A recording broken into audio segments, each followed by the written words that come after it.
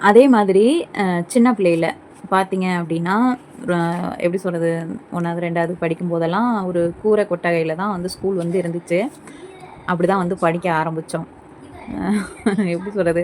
காத தொட்டா தான் வந்துட்டு ஸ்கூல்ல வந்து சேர்த்துக்குவாங்க. ஸ்கூல்ல வந்து சேர்த்தப்ப வந்துட்டு அழுதுகிட்டு போவே மாட்டேனே இங்கிலீஷ் மீடியம். அப்புறம் தமிழ் மீடியத்துக்கு போணும்னா வயசு வந்தா தானே சேர்த்துக்குவாங்க. அப்பலாம் வந்துட்டு இந்த மாரி காத தொட்டா தான் வந்து சேர்த்துக்குவாங்க.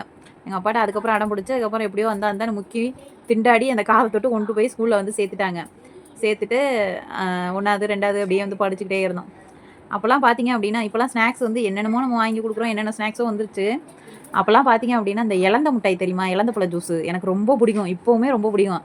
எலந்த பழ ஜூஸு, அதுக்கப்புறம் கல்கோனா, அதுக்கப்புறம் வந்துட்டு காசு முட்டாயி, அதுக்கப்புறம் வந்துட்டு இந்த கயறு மாதிரி உள்ளுக்க இருக்கும். அத வச்சு அப்படியே சுத்தி அப்படியே இழுத்தோம்னா ஸ்ப்ரிங் மாரி வராது. என்ன முட்டாய்ன்னு எனக்கு இப்ப தெரியல. சொல்ல தெரியல.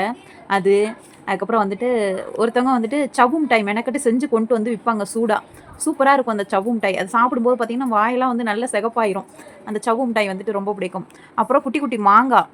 மாங்கா கொண்டு வந்துட்டு அத கீறி அதில மொளகா பொடி போட்டு குடுப்பாங்க.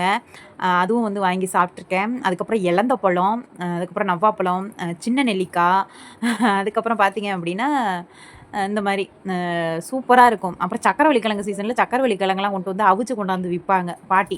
இதெல்லாம் வந்து ஒரு பாட்டி வந்துட்டு விப்பாங்க. வாங்கி சாப்பிடுறது. இன்டர்வல் பெல் அடிச்ச உடனே நேரா கடைக்கு தான் போறது. கடையில போய் ரூ. 1 ரூ. 2 குடுத்து அந்த காசு மிட்டாய்ன்னு சொல்லி வாங்குவோம்.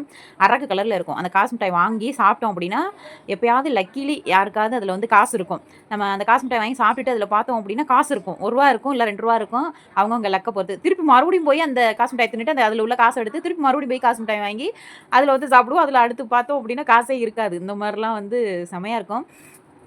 அதே மாரி அந்த எலந்த பழ ஜூஸ் கண்ணங்கரைன்னு கருப்பா இருக்கும். நீங்க சாப்பிட்டுருக்கீங்களான்னு சொல்லுங்க. எனக்கு ரொம்ப ரொம்ப பிடிக்குங்க. அந்த எலந்த ஜூஸ் ரொம்ப பிடிக்கும். அதுக்கப்புறம் தேங்காய் பர்பி அதுவும் வந்துட்டு ரொம்ப பிடிக்கும். அப்புறம் ரோஸ் கலர்ல ஒரு சவ்வு மிட்டாய் மாரி பேப்பர்ல சுருட்டி இருக்கும்.